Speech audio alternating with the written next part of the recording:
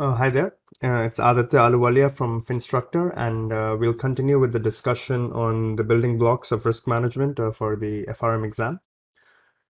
And we'll start now with the typology of risks.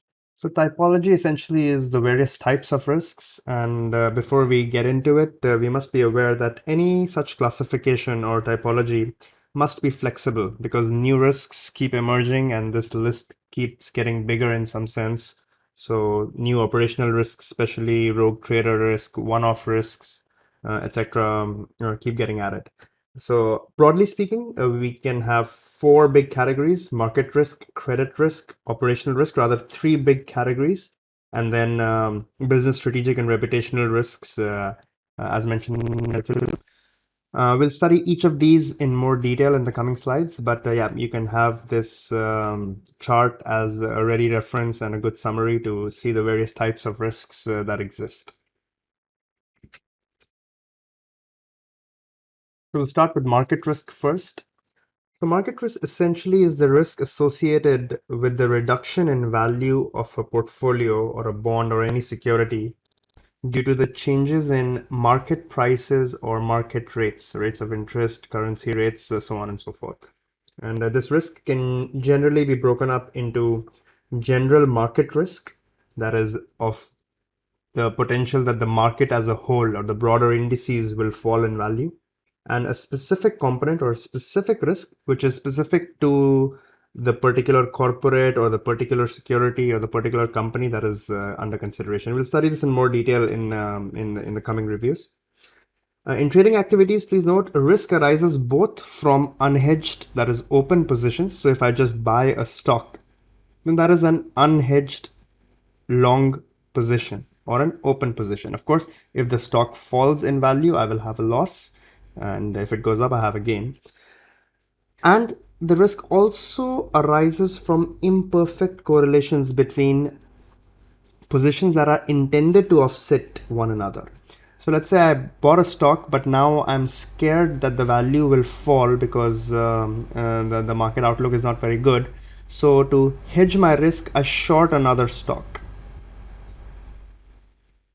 So maybe this stock was not available to short for some reason. I short stock B because I assume both A and B are in similar industries and are very related. So if A falls, B will also fall. So as this long position loses money, this short position will gain money, and hence I'm expected to offset my losses. However, the movement may not be exactly the same, even though they're in the same industry or in a similar behavior should be similar, but it may not be exact, and hence these imperfect correlations may also give rise to market risk. Another way of classifying the various market risks could be first the interest rate risk. This comes from the fluctuation in market interest rates. And intuitively, if interest rates go up, and we'll study in a lot of detail, generally bond prices will go down. So that creates a loss or creates a risk in a bond portfolio. Interest rate risk may also come from yield curve risk. That is, if all rates do not go up or go down by the same extent, short-term rates change by a different amount than longer-term rates, then that risk is referred to as curve risk or risk of non-parallel shifts.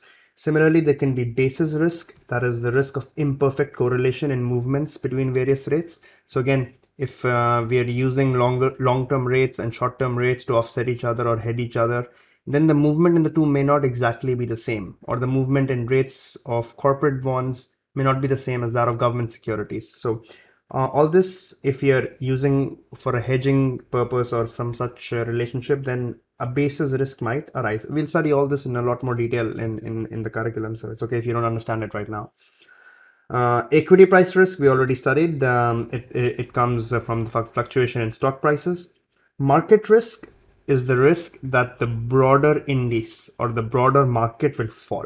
If this happens, generally there's nothing much we can do. So if we have a long position, we will also lose money because all stocks are impacted. Idiosyncratic risk or specific risk is specific to a particular company. Okay, risk of a company failing to procure raw material, or a production line getting shut down, catching a fire, or a key management personnel leaving the company. These kind of risks, idiosyncratic risks, can generally be diversified away. So that is, if we hold a large enough portfolio, these risks won't matter. So if raw material goes up, let's say for instance, coal prices go up, and coal is a raw material. But if I have a diversified portfolio, I will also have some material stocks or some coal stocks. So the coal stock will gain, whereas my power producer, who is a user of coal, may lose in value. So I'm just giving a very basic example here. I'm saying in a diversified portfolio, these one-off things will cancel each other. Like one company will benefit, another company might lose. So on the whole, we will not be impacted too much. So market risk cannot be diversified. Idiosyncratic generally can be diversified. Foreign exchange risk again comes from the fluctuations in exchange rates. So if I'm long a particular currency and that currency loses value, then I lose money. And again, imperfectly hedged positions. If I'm having a cross currency hedge, for instance, and we'll study this in more detail, then again, risk can be higher. Major factors influencing in currencies in the world, or currency prices, we've seen is the international interest rates. So as interest rates go up in one country, people want to invest in that country to take advantage of that higher interest rate. So hence the currency values of that country might go up. Again, a simplistic example, but yes, generally we've seen interest rate fluctuations in different economies cause changes in currency prices. Commodity price risk refers to the volatility in commodity prices like precious metals, base metals like iron, rather steel, copper, etc. Agricultural products, all commodities, oil, natural gas. So these are some types of market risks that a portfolio can face. Another very important risk category is credit risk. So credit risk is when a counterparty does not fulfill its contractual obligations. So it either refuses to pay us or is unable to pay us. So both would be instances of credit default or credit risk. And this can be broken up as bankruptcy risk. This is the borrower's inability to clear his debt, leading to a takeover of his collateralized assets. And these assets will often, or in some instances, may not be enough to cover our outstanding amount, and hence there can be a loss. And there can also be a downgrade risk. That is that there might be a decline in the credit rating of a borrower, and this might lead to increase in yields or cause his bond price to drop, and again cause us a loss. Both of these events will be a credit loss. So you see, it can be related. So the fall in the price of a bond may be a credit event if it's a downgrade, or it may be just a market event if interest rates go up. So it's sometimes not very clear whether it's a credit event or a market event.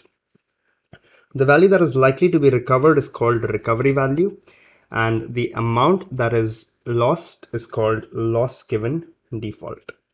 So at a portfolio level, we should be aware of the following things. First of all, and most importantly, is the credit worthiness of the obliger. So if it's a risky counterparty, if we see the business is risky, we should charge a higher interest rate or higher spread so as to get compensation for the additional risk. There should be concentration risk, or we should be aware of the concentration risk. That is, all of our money should not be lent to the same industry or similar industry, so that if a downturn comes, all the money should not be at risk at once. And in general, the state of the economy. So if the economy is booming, then the defaults are seen to be lower than when there is a recession.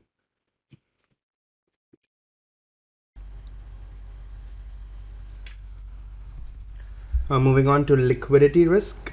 This is categorized into two types. First is funding liquidity risk.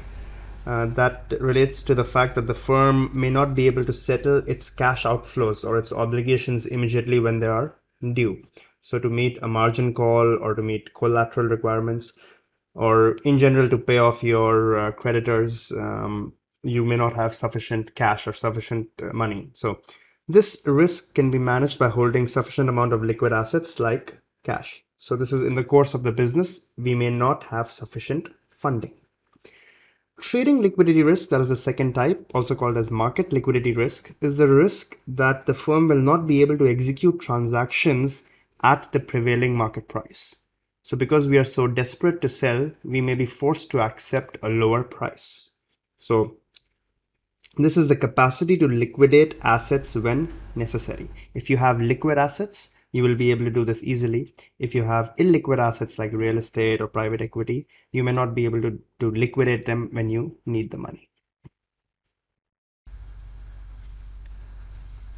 Another important category is operational risk. This is the risk that comes due to operational weaknesses like management failure, faulty controls, human error, inadequate systems, and other things. The two classifications mentioned here is human factor risk, which is from human errors like entering wrong parameter values, using wrong controls, etc. And technology risk, also referred to as cyber risk, arises from computer systems failures. We will study operational risk in more detail in FRM Part 2. However, an introduction is necessary at all levels.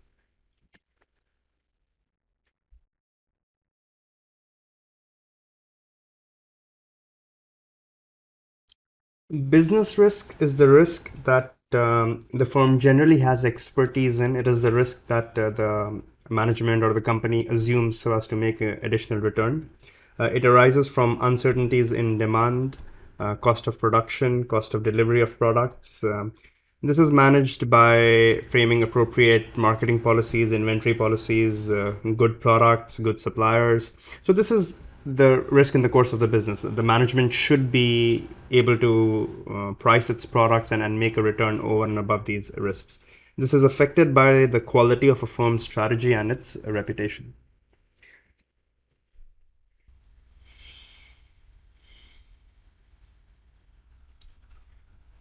Strategic risk is the risk associated with the strategic direction or the capital allocation of a company, so that the risk that the company may make wrong investments and hence there may be a loss.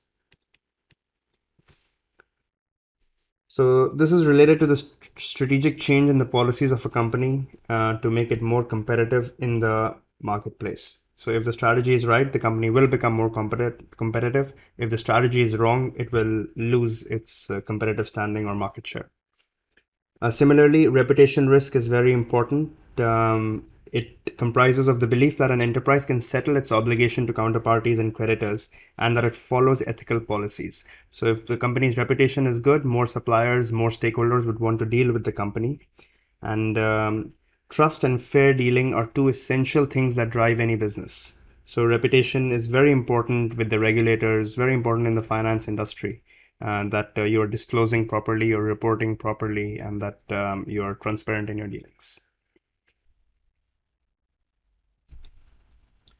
It's very important to appreciate the interactions of risk types. So even though we've studied these various types, and I gave a small example earlier, it's important to understand that a lot of times it's not easy to distinguish one risk from the other. So risks interact with each other. An operational event can cause a market event. An operational event can cause a credit default. So remember that you cannot always easily put the risk into different silos, and the risks can flow from one type to another. So, for instance, during hard business times, we saw this in the 2007 to 9 financial crisis. Credit risk led to liquidity risk, and then it led to a market-wide collapse.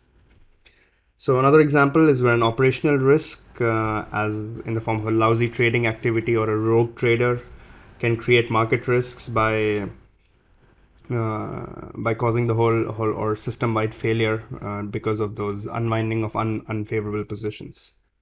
So, and this can further damage the reputation of the company as well. So yeah, all risks interact with one another. Moving on to the very important concept of expected and unexpected losses. So the expected loss is what can be reasonably expected in any business. So this is the mean loss an investor might expect to experience from a portfolio. For instance, for a bank, the expected loss can be calculated from the underlying risk factors. So the risk is, first, there is some probability that the borrower will default, which is referred to as the probability of default. Then the risk will also depend on what exposure we have or how much of the loan we have given to that counterparty. That will be the exposure at default. And finally, the severity of the loss, that is, how much are we able to recover and how much of our exposure is permanently lost or we cannot recover, which is the loss given default. So for instance, if there is a 2% probability that a borrower will default and we have given a loan worth of $100 to the counterparty, and the loss given default is, for instance, 50%. So half the money we're able to recover and half we are not able to recover. So in this case, our expected credit loss or our expected loss would be $1. So expected loss should be priced into the bank's spreads, fees, other products so as to make a sufficient return. Or any business. For example, in the apple vendor example that I gave in the first part, 4 apples the vendor expected to lose or were expected to be unsold at the end of the day. So this should be priced into the price of the other apples that he is selling. So remember, very important, expected losses should be priced into the business.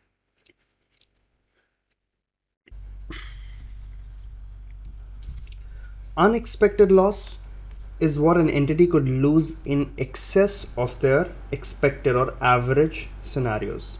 So this loss is very important, and risk management generally concerns itself more with unexpected losses than expected losses. As we said, expected losses should be priced. Unexpected losses somehow need to be measured and managed and are a big focus for risk management. And there is considerable challenge involved in predicting these losses because they are by definition unexpected. For this review, one thing that you must understand and remember is that correlation risk can often amplify the unexpected losses. For example, borrowers on mortgage or real estate loans are more likely to default when the property values fall. So what will happen in this case is that as we studied in our expected loss scenarios, the probability of default will also go up, and at the same time the loss given default will also go up because the property values have fallen. So because these two are happening simultaneously, an expected loss may also become an unexpected loss because both probability of default goes up and loss given default goes up at the same time because of the high correlation. So just remember that correlation can amplify unexpected losses or may even cause an expected loss to become go up to an unexpected level.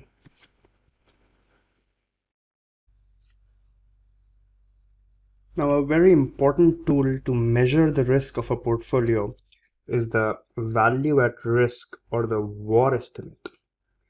Why it's very important or a very good measure is that because VAR relates risk directly to a probability.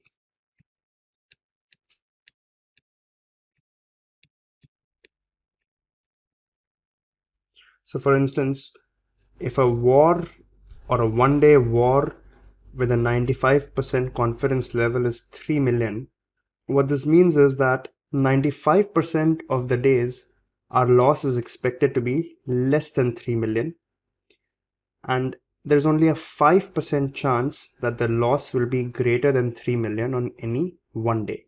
When the loss is greater, how much it will be, we don't know. But there is a 5% chance that only a 5% chance that the loss will be greater than 3 million.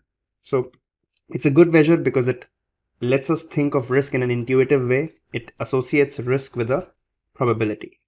So for the same example, if suppose we had 1,000 days of loss and profit data, and if we plot that on a curve, and we'll study this more in quant, or if you've already watched those videos, then you can refer to them. So this is the frequency distribution of our profits or losses, and we see that, let's assume this is slight profit, and on the left hand side we have loss, and on the right hand side we have profit. So you see that most days we make a nominal $1 or $1 million profit. Some days we have a huge gain, some days we have a huge loss. But in 950 of those 1,000 days, our loss was less than 3 million. And in only 50 or 5% of the days, the loss was greater than 3 million. So that is the VAR measure. For the purpose of this review, please remember that VAR measure generally works under normal conditions of the market and is more reliable over shorter periods, for example, 1 day's trading profit or loss.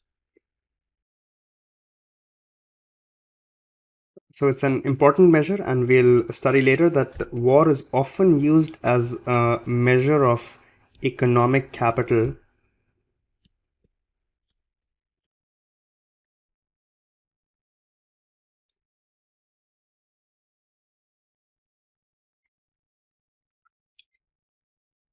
that we'll use later in the review.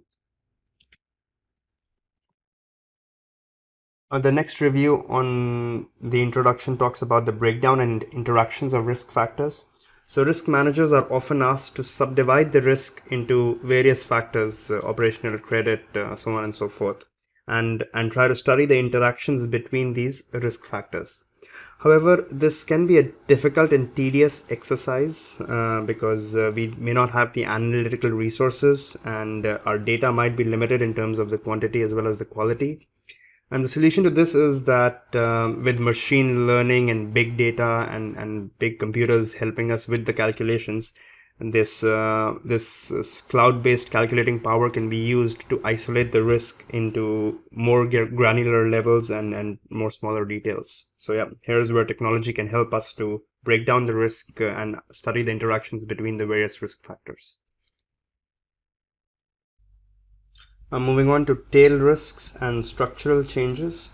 So tail risks are risks that rarely occur. So they can be thought of as extreme versions of unexpected losses, and they're generally hard to find in a shorter time series or given 5-year, 10-year data that is usually used for risk analysis.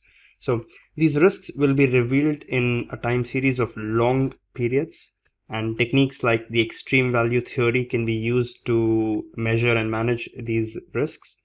However, important to understand that um,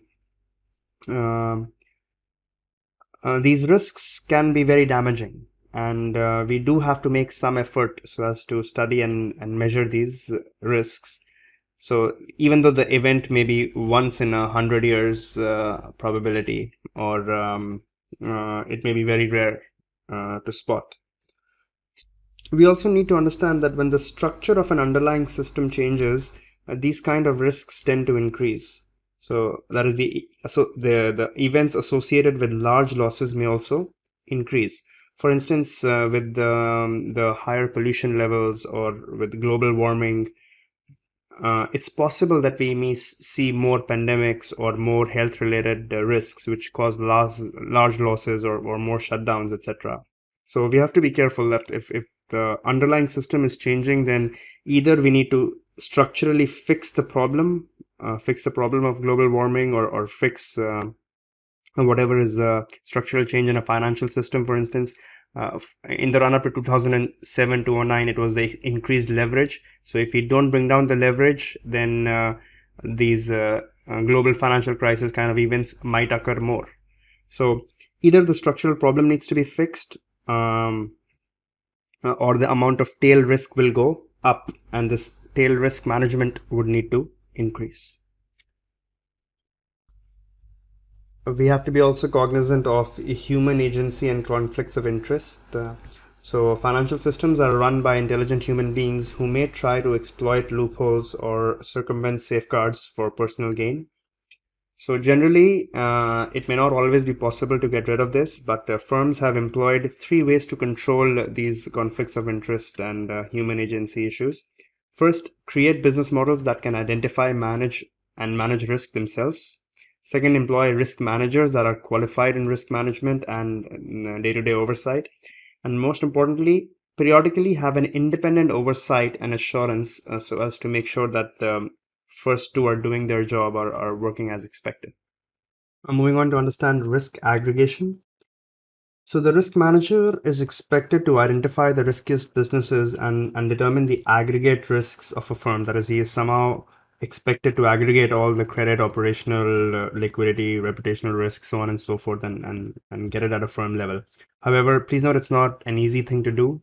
Simpler instruments will have simpler risk measures and we can aggregate it more easily. More complicated instruments, structured instruments will have more difficult risk profiles and will not be so tenable to aggregation. For instance, derivative traders, and in the 1970s, derivatives trading started becoming big, developed various risk measures called the Greeks. So we'll study them in more detail later, like delta, gamma, vega. And please remember, these Greeks cannot be added up. So they cannot easily be collated at an enterprise level. Similarly, war, which was a useful method up till the year before the global financial crisis and still remains an essential tool for measuring risk, also has too many assumptions, like we studied earlier, that it's normal circumstances, short trading periods or short periods is when it will work best. So in conclusion, what we can say is that understanding how risks are aggregated and the drawbacks and advantages of each of these methods is also an essential risk management building block. Moving on to another important concept of risk and reward equilibrium. Please note that additional risk should be matched with additional reward or should be adequately compensated with additional reward. So to factor in the cost of both expected and unexpected losses, a bank can apply the formula for risk adjusted return on capital. That is the reward commensurate with the risk? So it's reward divided by the risk. So if two businesses are giving me the same 10% return, but one has a much higher risk, then from a RAROC perspective or a financial perspective, the one with the lower risk is giving a higher return or is giving a higher risk adjusted return. So a reward can generally be described as the after-tax risk-adjusted expected return, and risk can be defined in terms of economic capital. So economic capital can be thought of as the liquid capital necessary to cover known losses. Please note, important term is known. So known means both expected and unexpected losses need to be covered so as to meet the economic capital. So if the one-day war of a company, for instance, is $3 million, then yes, $3 million can be thought of as the economic capital. So if I keep this much surplus liquidity or surplus cash, then it is unlikely that I will go bankrupt in one day because I have sufficient money for a one-day unfavorable event to the tune of 99% or 95%, whatever is the confidence interval of this war. So think of economic capital as war for current purposes. That is, it is a representation of the expected and unexpected losses.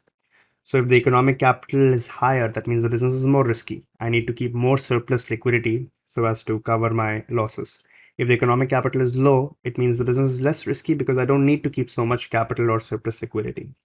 So the after-tax net expected return, and this, please know, this expected return covers expected losses.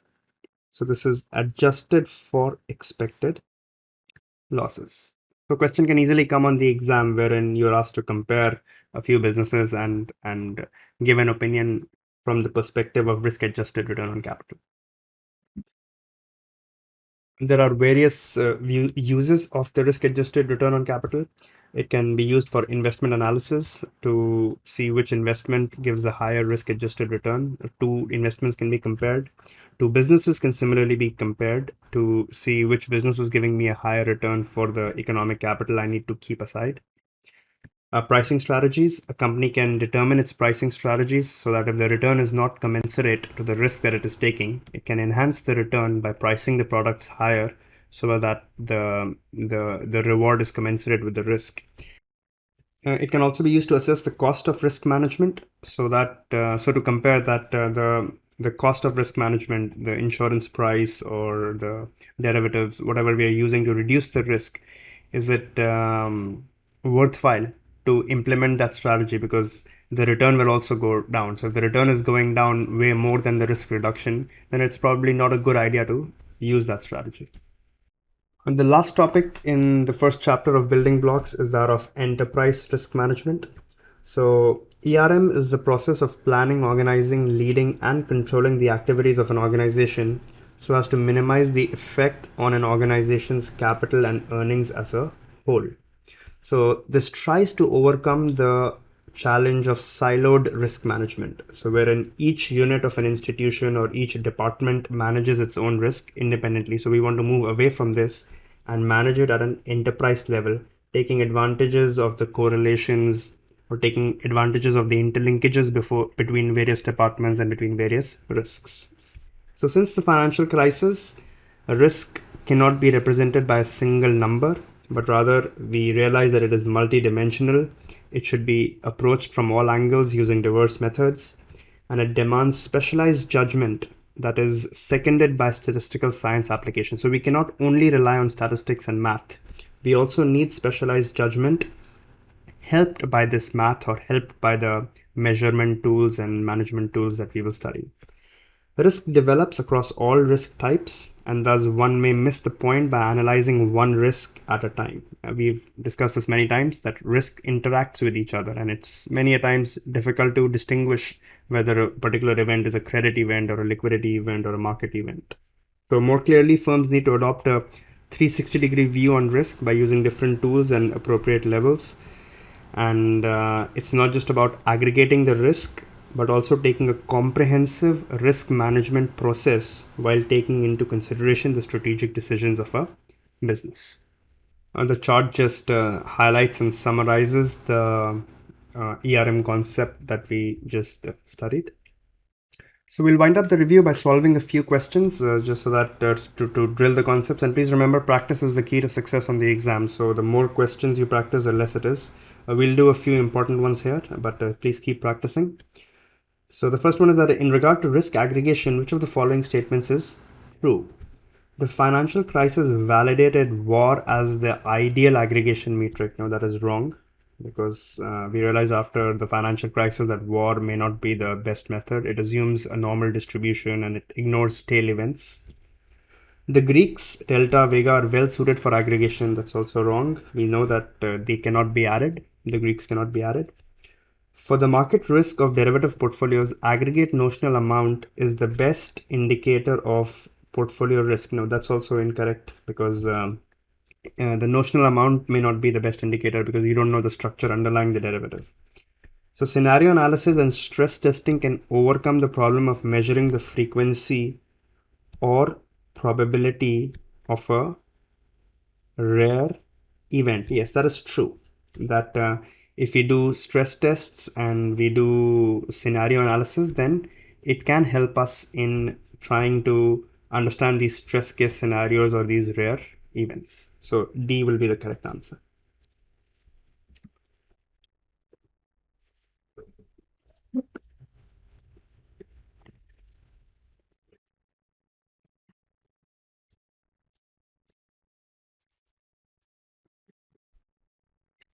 Which of the following is true as a feature or implication of enterprise risk management? ERM encourages silos to sharpen their self-identities. That's wrong. It supports a firm's 360-degree view of risk, which requires multiple tools. That is correct. It enables complex firms into a single number. No, that's wrong. So it's not possible to get the risk down to a single number, but yes, it gives a holistic view. It replaces instances of judgment with statistical science. Now that's also wrong, because we saw that we still need judgment backed by science or helped by science. So B will be the correct option here. Now, which of the following statements about tail risk is true?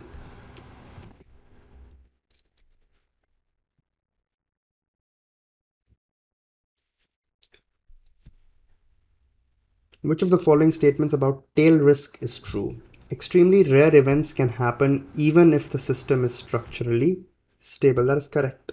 So extremely rare events can happen, even in stable scenarios, or even if when we think things are normal. The problem with tail risk is that we lack statistical techniques to help us make tails. We do have some statistical techniques, EVT that we studied, or we will study in more detail in FRM part 2. So this is wrong. Structural change by definition impacts neither expected loss nor, no, it impacts both. This is wrong. Structural change will impact both expected and unexpected losses. The risk manager can approach tail risk in financial markets in the same way that she would approach a natural or a mechanical system. No, that's incorrect. So tail risks will need more specialized measuring and management, and will be more difficult. So A is the correct answer here. With respect to the relationship between risk factors, which of the following statements is incorrect? The risk-reward trade-off is easier to consider for individual stocks than for, okay, the question asks incorrect, okay, be careful. Easier to consider for individual stocks than for private equity investments. This is correct. So for straight up or for simpler structures, the aggregation will be easier, and understanding the relationship will also be easier. Risk management conflicts of interest can easily be mitigated through stock-based. That's wrong. Okay, so stock-based compensation might help, or in some cases it might even increase people to take more risky behavior because their own net worth depends on the stock price. So they will try to hide losses, or they will try to hide risk management failures so that the stock price doesn't go down. So this is wrong. It cannot be mitigated by stock-based compensation. A risk manager should consider granular, that's correct. Risk manager conflicts of interest can be mitigated through periodic internal audits. That's correct. So if you have a good internal audit, then you know that the risk manager will not try to hide things because he know he will be caught in the audit. Which of the following statements regarding risk and risk management is true? Risk management is more concerned with unexpected losses than expected. That is correct. So it is more concerned with unexpected losses. Because expected losses should be priced into the business. There is a relationship between the amount of risk taken and the size of the potential loss, not necessarily. Okay, so risk is not necessarily about the size of the loss, it is more about the variability of the profits and losses. Final step involves developing a risk mitigation strategy. The final step would be the evaluation of the strategy and monitoring of the strategy. So developing would come before the final step.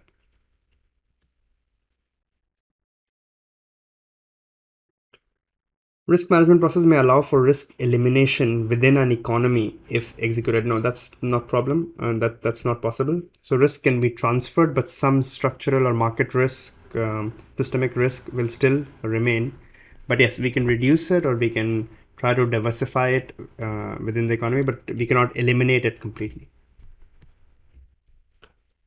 Which of the following items would be associated with unexpected losses? Loan defaults are increasing and recovery rates are decreasing simultaneously. Yes, this is correct. This is correlation risk that we studied. That even an expected loss can become unexpected if the correlation between the risks is high. These are also referred to as wrong way risks. Because as one risk is going up, the other risk is also going up. So if So one is definitely correct. It is associated with unexpected losses. Lending losses are covered by charging a spread between the cost of funds and the lending rate. So this is good. This is to do with expected losses. Expected losses should be priced into the spread, or should be priced into your products. So one is related to unexpected losses. The answer is A. Finally, among the four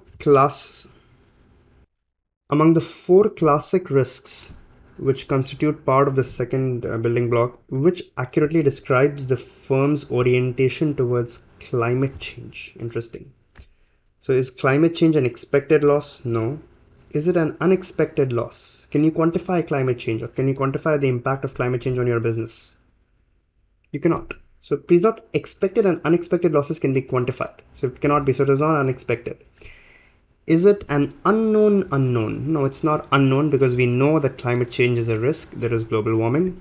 So it is a known unknown. Please note, known unknown is also referred to as the Knightian uncertainty. So this will be a known unknown.